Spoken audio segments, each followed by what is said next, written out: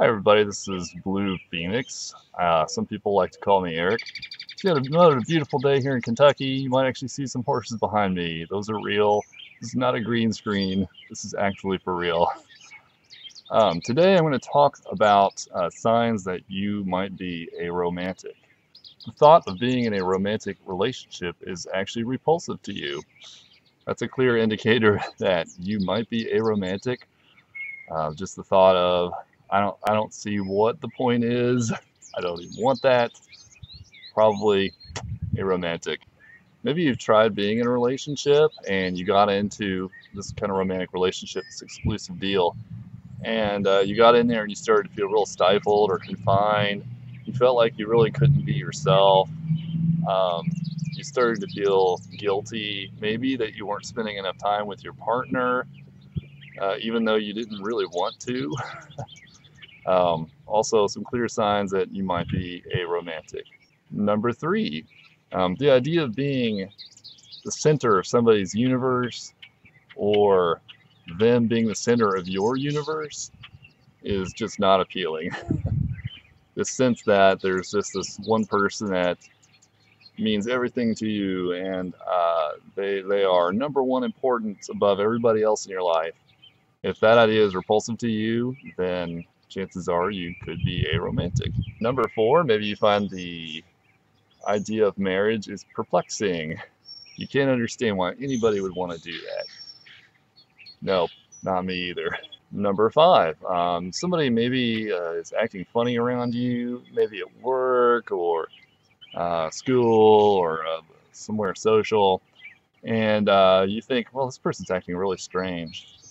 And then later on, a friend of yours might have also noticed this, and they say, "Oh yeah, that person was flirting with you," and you're like, "Well, what? They were?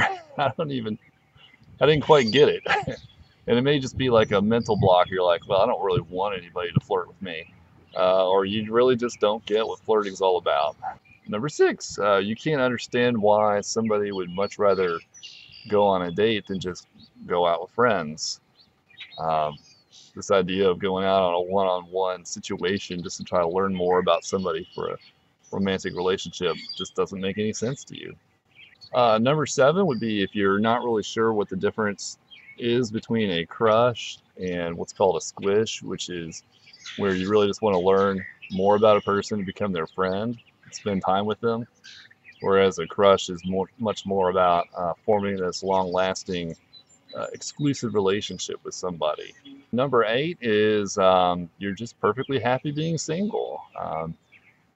If maybe you've been in relationships before and you didn't like it, maybe you haven't, and you're just perfectly happy, and you don't understand why you would even want a relationship, why anybody does. There's kind of this perception in society that we all have to be chasing after a relationship. If we don't want that, then maybe there's something wrong with us. But that's totally false. And so if you're single and you're happy, then just be single. There's nothing wrong with that. Number nine is maybe you've tried dating. You've actually gone out there, you've gone on some dates with people either through online sites or you've maybe met through friends or whatever. You've tried out this whole dating thing and you're thinking, well, maybe if I just date enough people, then eventually it'll catch on. I'll get why this is so important to people. But it never does. I know for me, it was like, let's see, maybe 15 years of dating various people and never really caught a spark with any of them. So that's certainly another indicator. Number 10, maybe there's some kind of fiction like a movie or TV show or book or whatever. And when they introduce romance into the story, you're really disappointed. You just don't get it. One example I can think of is in the Mistborn trilogy. It's a series of books. And there's this main character in the first book. There's no romance. It's just kind of, it's a really cool fantasy story. And then in the second book, they started to get into this romance stuff, and it's like, can I just skip these chapters? The main character falls in love with this king, and I don't know, it's just kind of sad. And finally, number 11, of course, I didn't just have an even 10 here. but you just can't imagine spending so much time with one person in your life.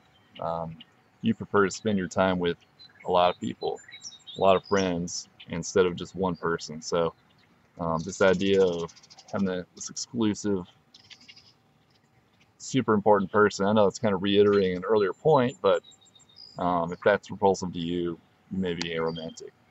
So anyway, that's all I've got for now. For all of you questioning your romantic orientation, please visit arocalypse.com. It's forums that you can come join us and talk about aromanticism and how it applies to you and get the perspective from some others like you.